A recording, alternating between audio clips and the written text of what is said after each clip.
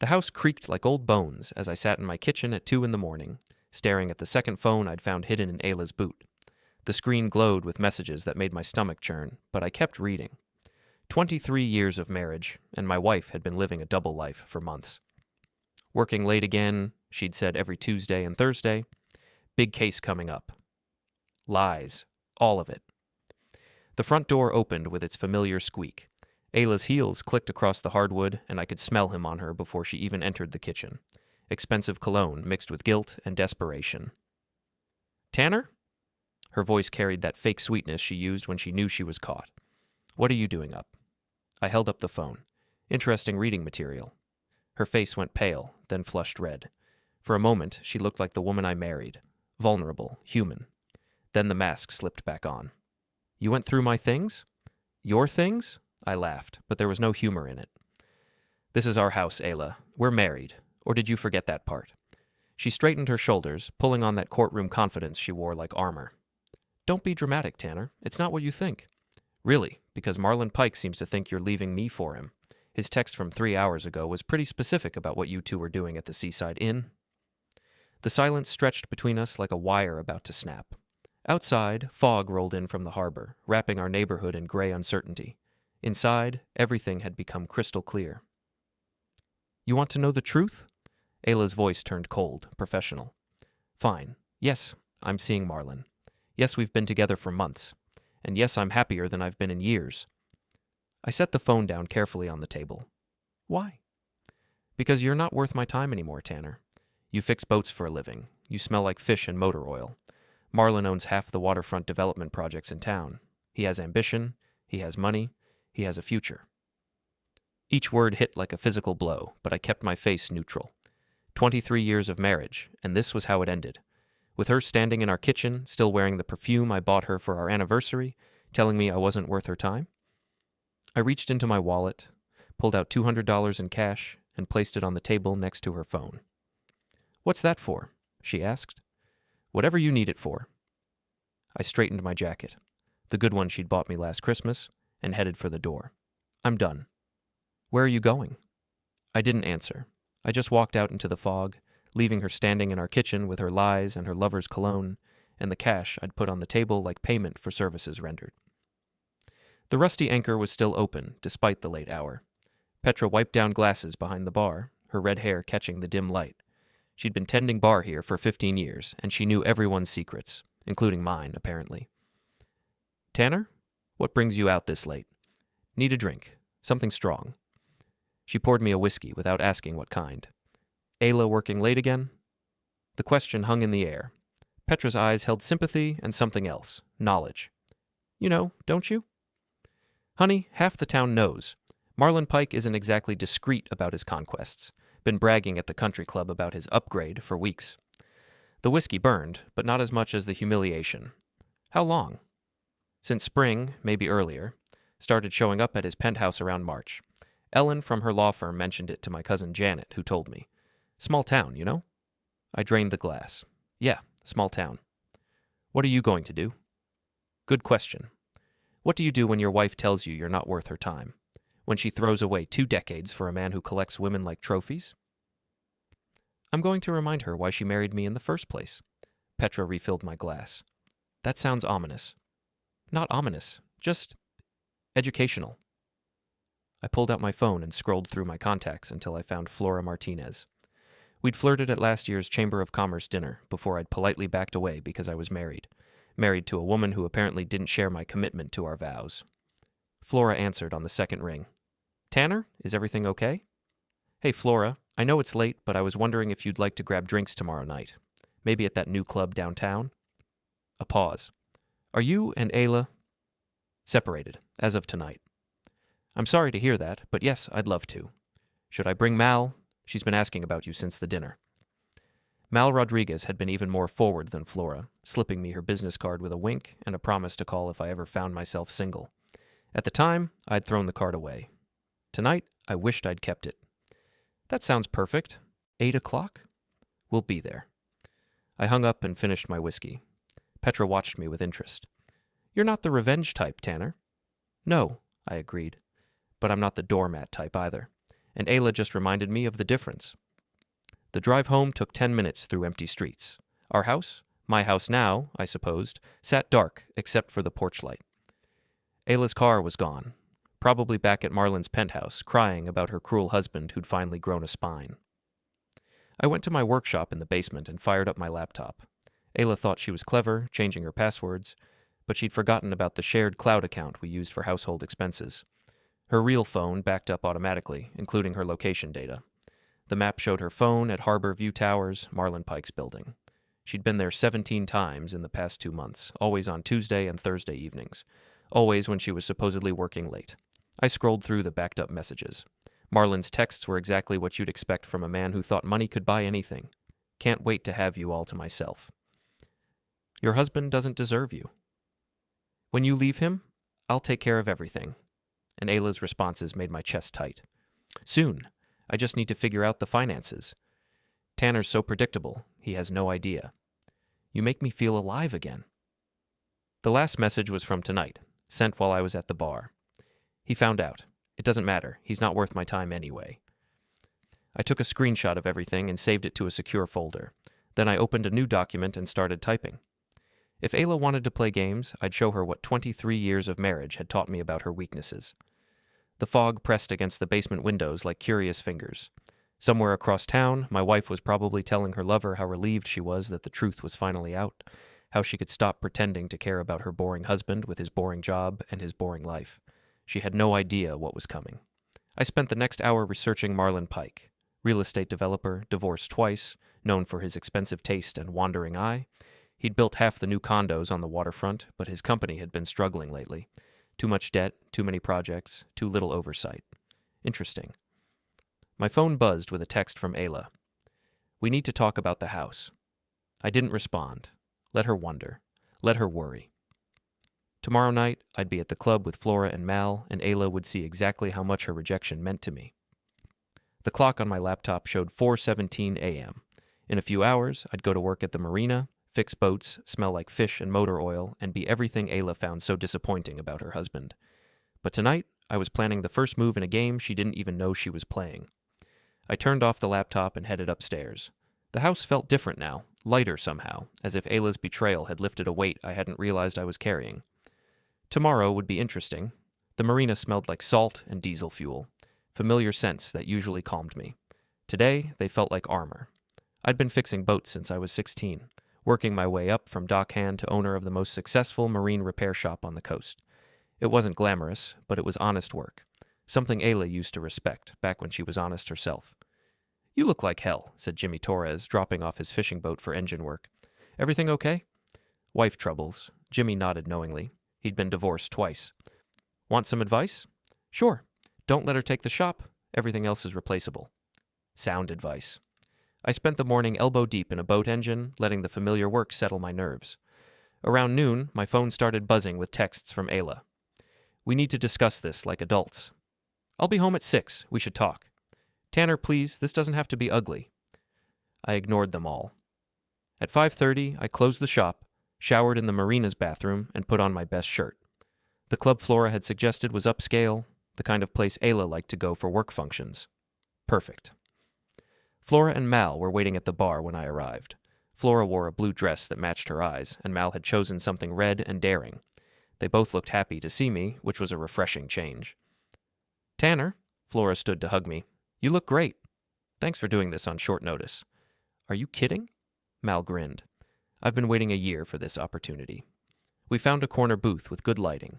The conversation flowed easily. Work, the town's upcoming seafood festival, shared memories of high school. For the first time in months, I felt like myself again. Not Ayla's disappointing husband, just Tanner. So, Flora said during a lull in conversation, do you want to talk about what happened? Not much to say. 23 years of marriage ended with her telling me I'm not worth her time. Her loss, Mal said firmly. You're one of the good ones, Tanner. Everyone knows that. Everyone except my wife, apparently. Flora reached across the table and squeezed my hand. Her opinion doesn't define you. No, I agreed. It doesn't. I pulled out my phone and opened the camera. Would you mind if I took a photo? I want to remember tonight. They moved closer, one on each side. Flora's perfume was subtle, expensive. Mal's laugh was infectious. The photo captured all of it. 3 people enjoying each other's company. No pretense or hidden agendas. I tagged our location and sent the photo to Ayla with a simple message. Thanks for the advice about my worth. Uh-oh, Mal said, watching me type. That looks like trouble. Just a little reminder that rejection works both ways. My phone started buzzing within minutes. First a call, which I declined, then another. Then a string of text messages. What is this? Who are those women? Tanner, call me right now. I showed the messages to Flora and Mal. They exchanged glances. She's panicking, Flora observed. Good, I said, declining another call. Let her panic. The messages kept coming. Ayla was texting everyone we knew, my sister, her brother, mutual friends, asking if they'd heard from me, if I was okay, if this was some kind of breakdown. I screenshotted everything, building a digital record of her desperation. 53 missed calls, I announced, checking my phone an hour later. New personal record. Are you going to answer? Mal asked. Eventually, when I'm ready. We ordered another round of drinks. The club was filling up with the after-work crowd, young professionals unwinding from their day. I recognized several people from town, including Ellen Vasquez from Ayla's law firm. She waved from across the room, her expression curious. That's going to get back to your wife, Flora warned. That's the point. My phone rang again. This time it was Gavin, my neighbor. Hey, Gavin. Tanner, thank God. Ayla's been calling everyone. She's at your house, says you disappeared, and she's worried you might do something stupid. I could hear Ayla in the background, her voice high and frantic. The woman who'd told me I wasn't worth her time was now performing concern for our neighbors. I'm fine, Gavin. Just having drinks with friends. She wants to talk to you. I'm sure she does. Tell her I'll be home later. I hung up and turned off my phone. Flora and Mal were watching me with interest. You're enjoying this, Mal said. Maybe a little. What's the end game here? Flora asked. Because this feels like more than just a night out.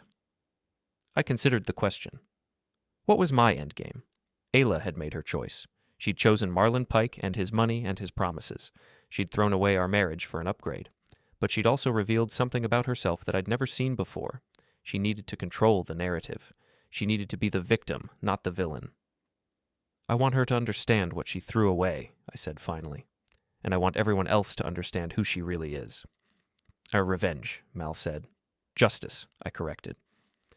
We stayed at the club until closing time. I danced with both women, laughed at their jokes, and felt more alive than I had in years. When the evening ended, Flora kissed my cheek, and Mal hugged me tight. This was fun, Flora said. We should do it again soon. I'd like that. I turned my phone back on during the drive home. 87 missed calls, dozens of text messages from Ayla, my family, our friends. The panic in her messages had evolved into anger. This is childish, Tanner. You're embarrassing yourself. Come home so we can handle this properly.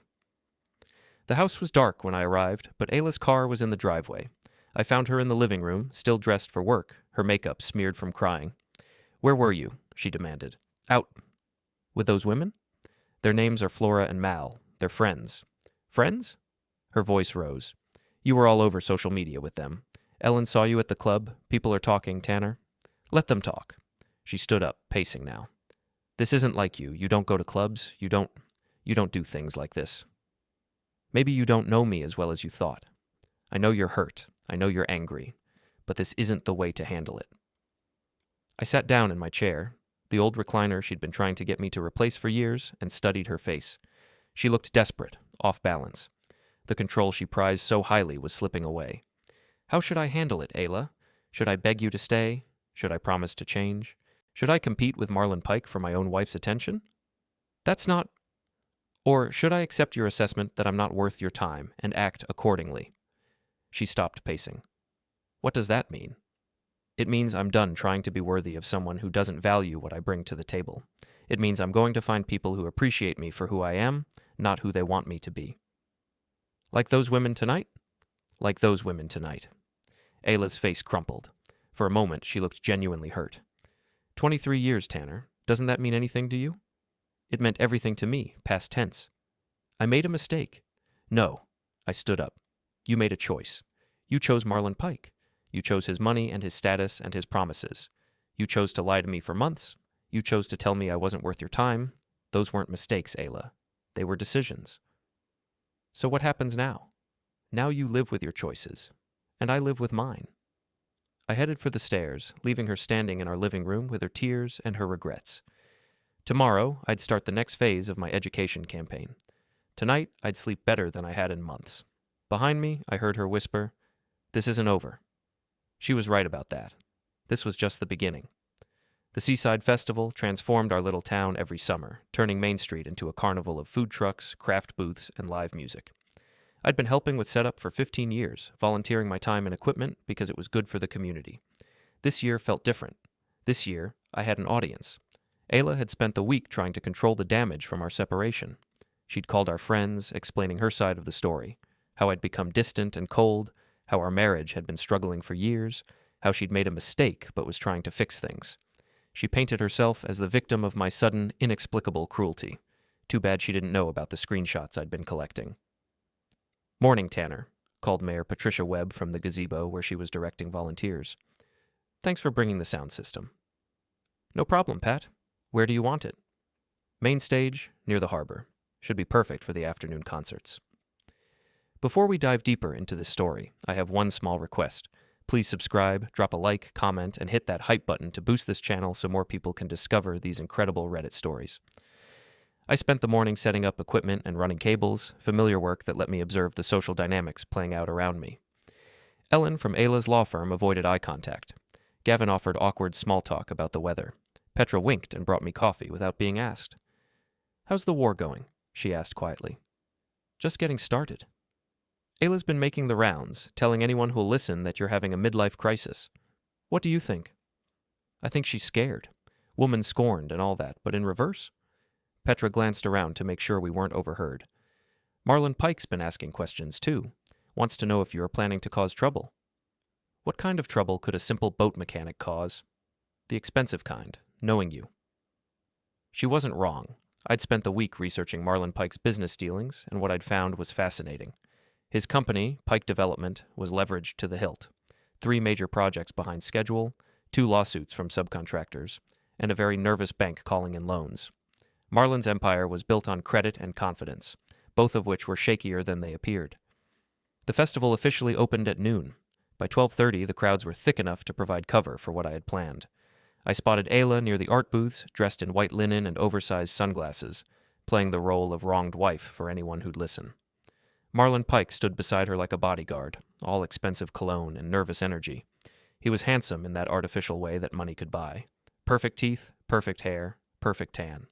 Everything Ayla apparently preferred over authenticity. I made my way through the crowd, greeting neighbors and friends, letting people see that I was calm, friendly, unchanged. The contrast with Ayla's dramatic performance was deliberate and effective. "Tanner," Flora appeared at my elbow, looking summery in a yellow sundress. "I didn't know you'd be here." "Wouldn't miss it. I help set up every year." "That's so sweet of you." She linked her arm through mine, a casual gesture that nonetheless sent a message to anyone watching. "Mal's around here somewhere. We should find her." We strolled through the festival together, stopping at booths, sampling food, acting like old friends enjoying a beautiful day, which technically we were. But I was also aware of the whispers following us, the curious glances, the way conversation stopped when we passed certain groups. "Your wife's watching," Flora murmured as we approached the lemonade stand. "I know." "She looks upset." "I hope so." Marlon Pike chose that moment to make his move. He approached us with the swagger of a man accustomed to getting his way, his face set in what he probably thought was an intimidating expression. "Jossman," he said, stopping directly in front of us. "We need to talk." "Do we?" I kept my voice pleasant, conversational. "I don't think we've been introduced. I'm Tanner Jossman.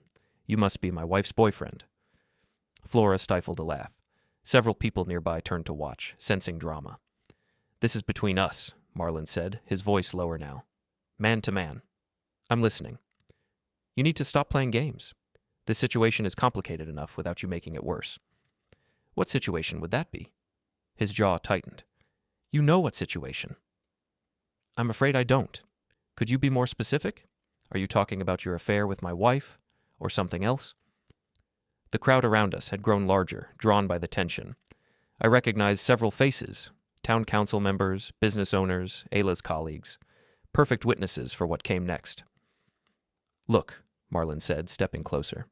"Ayla made her choice. She's with me now.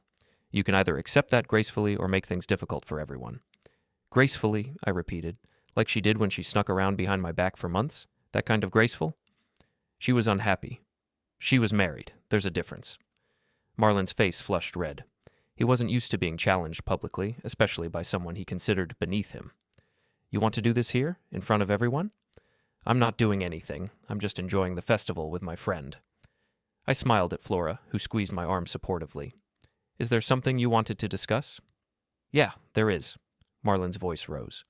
"I want you to stop harassing Ayla. Stop following her around. Stop sending her messages. Stop trying to make her life miserable." The accusation hung in the air like a challenge. I could feel the crowd's attention shift, waiting for my response. This was the moment Marlon had been building toward, painting me as the unstable ex-husband, the dangerous man who couldn't accept rejection.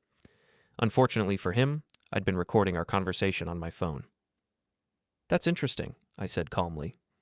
"Because I haven't sent Ayla any messages since the night she told me I wasn't worth her time. I haven't followed her anywhere. I haven't contacted her at all, actually. She's been calling me." "That's not...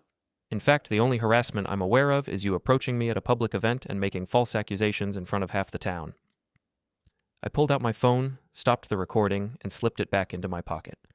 "But please, continue. This is fascinating." Marlon realized his mistake too late. He'd let his temper override his judgment, and now he was trapped in a public confrontation he couldn't win. The crowd was murmuring, processing what they'd heard, drawing their own conclusions. "You think you're clever," he snarled. "I think I'm honest. Novel concept, I know." That's when he made his second mistake. Marlon Pike, successful businessman and pillar of the community, took a swing at a boat mechanic in front of 50 witnesses at the town's biggest social event of the year. I saw it coming and stepped aside. Marlon's momentum carried him forward into the lemonade stand, which collapsed under his weight, soaking him in sticky yellow liquid and covering him with ice and plastic cups. The silence lasted exactly 3 seconds. Then someone started laughing, and the sound spread through the crowd like wildfire. Marlon Pike, the man who was supposed to be Ayla's upgrade, lay sprawled in a puddle of lemonade, his perfect hair dripping, his expensive shirt ruined. Petra appeared with her phone out, recording video. "This is going straight to social media," she announced cheerfully. "Help me up," Marlon demanded, struggling to his feet. "Sure thing," I said, offering my hand. "Careful there. Lemonade can be slippery." He slapped my hand away and stood on his own, juice dripping from his clothes. The crowd had grown even larger, drawn by the commotion. I spotted Ayla at the edge of the group, her face pale with horror. "This isn't over," Marlon said, trying to salvage some dignity. "No," I agreed. "I don't think it is." He stalked away, leaving a trail of lemonade and wounded pride. The crowd began to disperse, buzzing with excitement about what they'd witnessed. Flora looked at me with something like awe. "That was incredible," she said. "You didn't even touch him." "Didn't need to. Sometimes the best revenge is just letting people reveal who they really are." My phone buzzed with a text from Petra. "Video's already got 200 views. This is going viral." I looked across the festival grounds and saw Ayla standing alone, abandoned by her knight in sticky armor. For a moment, our eyes met across the crowd. She looked lost, confused, like she was seeing me clearly for the first time in years. Then she turned and walked away, leaving me standing in the wreckage of her perfect narrative. The festival continued around us, but the real show was over. Marlon Pike had revealed himself to be exactly what I'd suspected. All surface, no substance. A man who threw punches when his words failed, who crumbled under the slightest pressure. And Ayla had chosen him over me. "Come on," Flora said, tugging my arm. "Let's go find Mal. I think this calls for a celebration."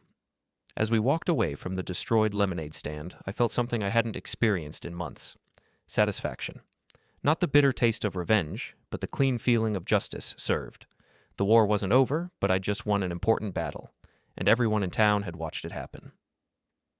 The video of Marlon's lemonade stand encounter went viral within hours. Petra had tagged it with Lemonade Guy and Festival Fail, and the internet had done the rest. By evening, it had been shared across 3 states and spawned a dozen memes. Marlon Pike, the man who was supposed to be Ayla's ticket to a better life, had become a laughingstock. I was at the marina Monday morning, working on Jimmy Torres's engine, when Ellen Vasquez showed up. She looked nervous, glancing around like she was afraid of being seen. "Tanner, can we talk?" I wiped my hands on a rag and gestured to my office. Ellen had worked with Ayla for 5 years, and they'd been friends before that. Whatever she wanted to discuss, it was going to be interesting. "Coffee," I offered. No thanks, this won't take long. She sat down across from my desk, fidgeting with her purse. I wanted to give you a heads up about something. I'm listening. Ayla's in trouble at work. Big trouble. HR started an investigation last week into some expense reports she filed. Turns out she's been billing personal dinners as client meetings, charging hotel rooms to cases that don't exist, that sort of thing. I kept my expression neutral. That's unfortunate. It gets worse. The dinners were with Marlon Pike. The hotel rooms, too. She's been using company money to fund her affair. How much money are we talking about? 15,000, maybe 20, enough to get her fired and possibly prosecuted? Ellen leaned forward, her voice dropping. Here's the thing. She's been telling people you're the one who reported her. Says you're trying to destroy her career out of spite. But you know better. I know it was me. Ellen's voice was barely a whisper. I'm the one who noticed the discrepancies. I'm the one who reported it to HR. But I haven't told anyone that, and Ayla doesn't know. Why are you telling me this? Because she's trying to make you look like the villain, and it's not fair. You've been nothing but decent through this whole mess, and she's been... Ellen shook her head. She's been someone I don't recognize. After Ellen left, I sat in my office thinking about the implications. Ayla's world was collapsing faster than she realized. Her affair was public knowledge, her lover was a laughingstock, and her career was in jeopardy. But instead of taking responsibility, she was trying to blame me for her problems. Time to accelerate the timeline. I pulled out my phone and scrolled through my contacts until I found Dr. Sandra Pike, Marlon's ex-wife. We'd met at a charity auction 2 years ago, before I knew who she was. She'd seemed intelligent and funny, and I'd wondered at the time why she looked so sad. Now I knew. Dr. Pike, this is Tanner Jossman. We met at the hospital fundraiser a couple years back. Of course. How are you, Tanner? I heard about you and Ayla. I'm sorry. Actually, that's why I'm calling. I think we might have something in common. A pause. You mean Marlon? I mean Marlon. What did you have in mind? We met that evening at a coffee shop in the next town over, somewhere we were unlikely to be seen by anyone we knew. Sandra Pike was even more attractive than I remembered, with the kind of confidence that came from surviving a difficult marriage and building a successful medical practice. He's not what he appears to be, she said without preamble. Charming, yes. Generous when it suits him. But underneath all that polish, he's weak. And when weak men feel threatened, they do stupid things. Like taking a swing at someone in front of half the town? Exactly like that. She smiled grimly. How much do you know about his business? Enough to know he's overextended. He owes everybody. The bank, his contractors, his investors. He's been juggling payments for months, using money from new projects to pay debts on old ones. It's a house of cards. What would it take to bring it down? Not much. A few key investors pulling out, a couple of contractors filing liens. The bank's already nervous. They've been calling in smaller loans to reduce their exposure. Sandra reached into her purse and pulled out a manila envelope. Marlon thinks he's clever, but he's also careless. He left these in his home office when I moved out. Financial records, correspondence with investors, contracts he probably shouldn't have signed. I opened the envelope and scanned the documents. They painted a picture of a man living far beyond his means, making promises he couldn't keep, borrowing against assets he didn't own. This is explosive, I said. It's also completely legal for me to have. Community property laws, you know. I was entitled to copies of all financial records during the divorce. What do you want me to do with this? Whatever you think is appropriate. Marlon destroyed my marriage with his affairs and his lies. Now he's doing the same thing to yours. Maybe it's time for some consequences. I studied her face. This isn't just about helping me, is it? No, she admitted. It's about justice.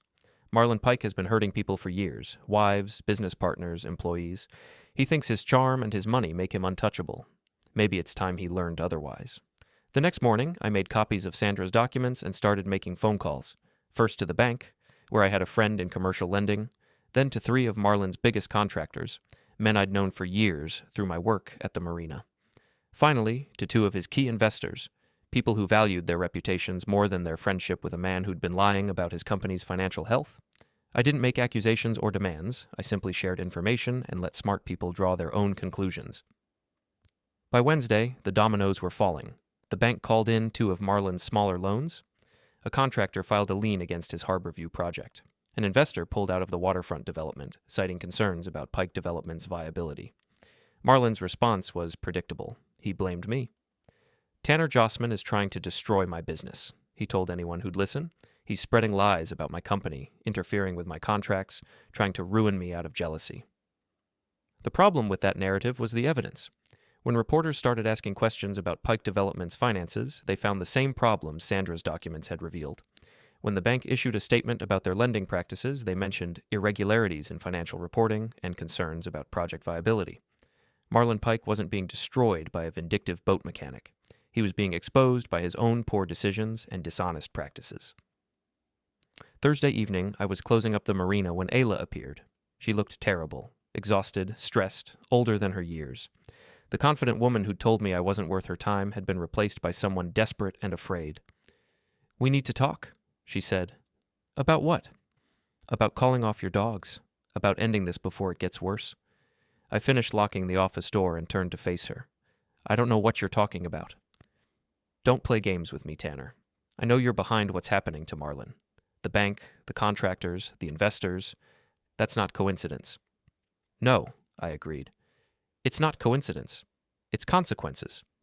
Marlon Pike built his business on lies and leverage, and now the bills are coming due. That's not my fault. You're destroying him."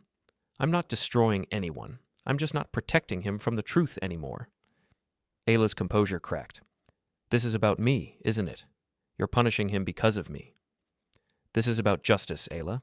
For 23 years, I played by the rules. I was faithful, honest, hardworking. I built something real with my hands and my reputation, and you threw it all away for a man who's built his entire life on deception." "I made a mistake." "You made a choice. You chose Marlon Pike over me because you thought he could give you more than I could. Money, status, excitement. Well, congratulations. You got exactly what you chose." She started crying then, real tears that smeared her makeup and made her look human again. For a moment, I felt sorry for her. Then I remembered her words from that night in our kitchen. "You're not worth my time." "What happens now?" she asked. "Now you live with your choices. Both of you." I walked to my truck, leaving her standing on the dock with her tears and her regrets. In my rearview mirror, I watched her pull out her phone, probably calling Marlon to report on our conversation. Let her call. Let them both panic and plan and scheme. The truth was already out there, spreading through the community like ripples on water. And the truth, as it turned out, was more destructive than any revenge I could have planned. The war was almost over. I just needed to fire one last shot. Friday morning brought news that Marlon Pike's company had filed for bankruptcy protection. The local paper ran the story on the front page, complete with quotes from angry investors and unpaid contractors. The man who was supposed to be Ayla's upgrade had lost everything in less than a week. My phone had been ringing all morning, reporters wanting comments, friends offering congratulations, business associates suddenly very interested in my services. Word was spreading that Tanner Jossman, the quiet boat mechanic, had outmaneuvered one of the town's most powerful men. I ignored most of the calls. There was only one conversation I was interested in having, and it came around noon. "Tanner?" Ayla's voice was barely recognizable. "I need to see you. Tonight. It's important." "What about?" "I have something that belongs to you. Something I should have given you months ago." "What are you talking about?" "Your father's money. The inheritance from his life insurance. I've been keeping it in a separate account, and I think you should have it back." I almost laughed. My father had passed away 3 years ago, leaving me a modest life insurance payout that Ayla had insisted on managing. She'd claimed it was invested in a high-yield account, earning interest for our retirement. I'd trusted her, like I'd trusted her with everything else. "How much are we talking about?" $50,000, plus interest." "Where do you want to meet?" "The old warehouse on Dock Street, the one they're supposed to demolish next month. It's private, and we won't be interrupted." I knew the warehouse. It had been abandoned for years, a relic from the town's industrial past. It was also isolated, dark, and the perfect place for an ambush. Ayla might have been many things, but subtle wasn't one of them. "What time?" 8 o'clock. And Tanner? Come alone." After she hung up, I sat in my office thinking about the trap she'd just laid.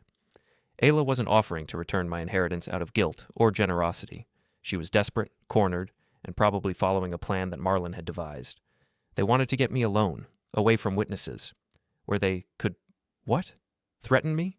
Try to force me to back off? It didn't matter. I'd been 3 steps ahead of them all week, and tonight wouldn't be any different. I made 2 phone calls. The first was to Gavin, my neighbor, asking him to meet me at 7:30. The second was to Petra, requesting a favor that would require her to bring a few friends to Dock Street around 8:15. Then I went home and prepared for the final act. The warehouse squatted on the waterfront like a concrete tumor, its broken windows staring blindly at the harbor. I arrived at 7:45, parking where my truck would be visible from the street. Gavin was already there, along with 2 other neighbors I'd asked him to bring. "You sure about this?" Gavin asked. "Positive. Just stay back and keep your phones ready. If things get interesting, start recording." I walked to the warehouse entrance, an old loading dock that faced away from the street. The door was propped open, and I could see light from inside, probably battery-powered lanterns. Ayla had been thorough in her planning. "Tanner?" Her voice echoed from inside. "I'm back here." I stepped through the doorway and let my eyes adjust to the dim light. The warehouse was mostly empty, just concrete floors and steel support beams. Ayla stood about 30 feet away, next to a folding table with a lantern and what looked like a briefcase. She wasn't alone. Marlon Pike emerged from behind a support beam, his face grim with determination. He'd cleaned up since the lemonade incident, but there was something desperate about him now, like a cornered animal. "Surprised to see me?" he asked. "Not really. Ayla's not smart enough to plan this alone." "Careful," Ayla warned. "You're not in control here." I looked around the warehouse, noting the exits, the sight lines, the acoustics. "Actually, I think I am." "We want this to end," Marlon said, stepping closer. "The harassment, the business interference, all of it. You've made your point." "Have I? What point was that?" "That you're not the harmless little boat mechanic everyone thought you were," Ayla said. "That you can be vindictive and cruel when you don't get your way." "Interesting theory. Is that what you're going to tell people? That I'm the villain in this story?" "It's the truth," Marlon said. "You destroyed my business, ruined my reputation, cost me everything I worked for. All because your wife chose someone better." I pulled out my phone and checked the time. 8:10. "Someone better? You mean someone who embezzles from his own company? Someone who lies to investors? Someone who attacks people at family festivals?" "I never embezzled." "No? Then how do you explain the missing funds from the Harborview project? The money that was supposed to go to contractors but ended up in your personal account?" Marlon's face went pale. "How did you know about that?" "Same way I knew about your gambling debts, your tax problems, and the 3 other women you were seeing besides my wife." Ayla stared at him. "3 other women? Didn't he tell you? You weren't his only upgrade, sweetheart, just the most convenient." The sound of car doors slamming echoed from outside, right on schedule. "What was that?" Ayla asked. "Probably my backup," I said casually. "Did you really think I'd come here alone?"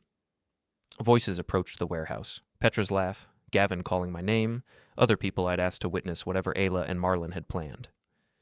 "Tanner?" Petra's voice carried through the open door. "You in there?" "Back here," I called. "Just having a conversation with my wife and her boyfriend." Light spilled through the doorway as Petra entered with her phone already recording. Behind her came Gavin, Ellen Vasquez, and 3 other people I recognized from town. Suddenly, the isolated warehouse wasn't isolated anymore. "What's going on?" Gavin asked, taking in the scene. "Ayla invited me here to return some money she's been holding," I explained. "But I think she and Marlon had something else in mind." "That's not true," Ayla said quickly. "We just wanted to talk privately." "In an abandoned warehouse? At night? With no witnesses?" Petra kept her camera trained on them. "That's not suspicious at all." Marlon tried to salvage the situation. "This is a private matter." "Not anymore," I said. "You wanted to control the narrative? Here's your chance. Tell everyone why you really brought me here." The silence stretched between us like a wire about to snap. Ayla and Marlon exchanged glances, their carefully planned ambush falling apart in front of multiple witnesses with recording devices. "We wanted to make a deal," Ayla said finally, "to end this conflict before it got worse." "What kind of deal?" Ellen asked. "The kind where they threaten me into backing off," I said. "Where they try to make me the villain for exposing the truth about their affair and Marlon's business practices." "Business practices?" Gavin looked confused. "Marlon's company filed for bankruptcy today," Petra explained. "Turns out he's been running a shell game with investor money for months." "That's not," Marlon started. "It's all public record now," I interrupted. "The court filings, the creditor statements, the investigation into missing funds, everything you tried to hide is coming out." Ayla's composure finally cracked completely. "This is all your fault," she screamed. "You couldn't just let me go. You had to destroy everything." "I didn't destroy anything, Ayla. I just stopped protecting you from the consequences of your choices. 23 years. She was crying now, mascara streaming down her cheeks. 23 years of marriage, and you threw it all away for revenge. I threw it away? I stepped closer, my voice calm and cold. You're the one who said I wasn't worth your time. You're the one who chose to deceive and manipulate. You're the one who gave up our marriage for a man who treated you the same way he treated everyone else. The warehouse fell silent except for the sound of Ayla's sobs. Marlon stood frozen, probably calculating his legal exposure from this recorded confrontation. The witnesses watched with fascination as 2 decades of marriage died in front of them. You want to know what's really funny? I continued. You were right. I'm not worth your time. But you know what? You're not worth mine either. And it took you cheating on me to figure that out. I reached into my jacket and pulled out a manila envelope. Your inheritance money, I said, tossing it on the table next to the briefcase. $53,412. Every penny you stole from my father's memory. Ayla stared at the envelope. How did you? I've known about the account for months. Been watching you dip into it to pay for hotel rooms and jewelry for your boyfriend. Did you really think I was that stupid? If you knew, Marlon said slowly, why didn't you stop her? Because I wanted to see how far you'd both go. How much you'd steal, how many lies you'd tell, how completely you'd destroy yourselves. I smiled without humor. Turns out, the answer was everything. I turned to leave, then paused. Oh, and Ayla? About that money. I already reported the theft to the police. The account was in my name, remember? You've been forging my signature for months. Her face went white. You can't. I can. I did. Detective Morrison will probably want to talk to you tomorrow. I walked toward the exit, the witnesses parting to let me pass. Behind me, I could hear Ayla pleading with Marlon, but he was already backing away from her, probably calculating how her legal troubles would affect his own situation. Outside, the night air felt clean and cold. Petra caught up with me as I reached my truck. That was brutal, she said. That was justice. What happens now? I looked back at the warehouse, where lights still flickered and voices still argued. Now they figure out how to live with their choices, just like I'm learning to live with mine. I drove home through empty streets, past the marina where I'd built my reputation one boat at a time, past the house where I'd wasted 23 years on someone who didn't value what I offered. Tomorrow, I'd start over. Tomorrow, I'd build something new, but tonight, I was finally free. The war was over, and I'd won by doing nothing more than telling the truth and letting my enemies destroy themselves. Sometimes that's the best revenge of all. In my rearview mirror, the warehouse lights grew smaller and smaller until they disappeared entirely, taking with them the last remnants of the life Ayla had thrown away. She'd said I wasn't worth her time. Turned out, she wasn't worth mine either. The difference was, I'd figured that out while there was still time to do something about it.